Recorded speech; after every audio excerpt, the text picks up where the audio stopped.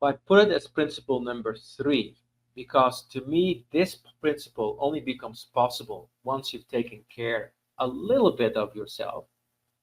Like you've at least eaten something, you've had some water, maybe you took care of your mind. You've gotten yourself into a growth mindset and saying, yeah, things are happening not to me, I can actually do something about this. Then I make myself ready to learn. Uh, and that's the moment for me where I'm more ready when I'm challenged or in general to pause. So, for example, today I'm giving a keynote about the connectedness quotient to a group of people.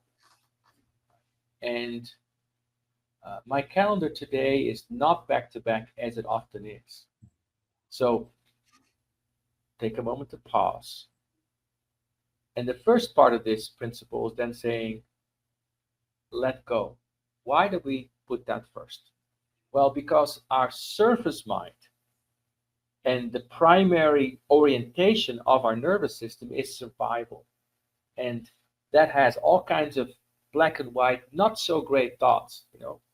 We all know this. If you're listening, you think about all the not so great thoughts you have any given day, especially when we're stressed. But this is why we pause, we go on the balcony, we let go of attachments, because those thoughts that are getting us into trouble are often us thinking about something that should happen, something about ourselves, like I should be busy, or I should feel great, or and then about the other, uh, they should like what I'm doing, they should applaud me, they should appreciate me, they should whatever it is, and it has to produce this outcome, etc.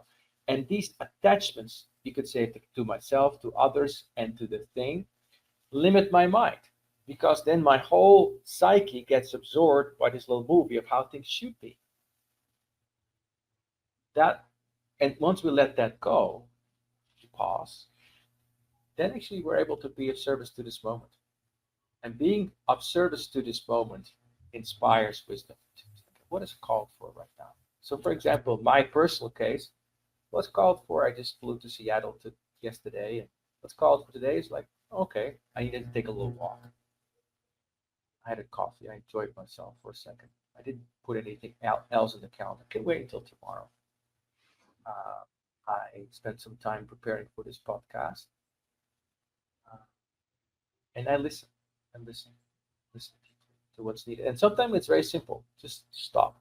In a difficult meeting, it can be, maybe it's time to think about what the real issue is. It's not, so we don't keep repeating the same thing over.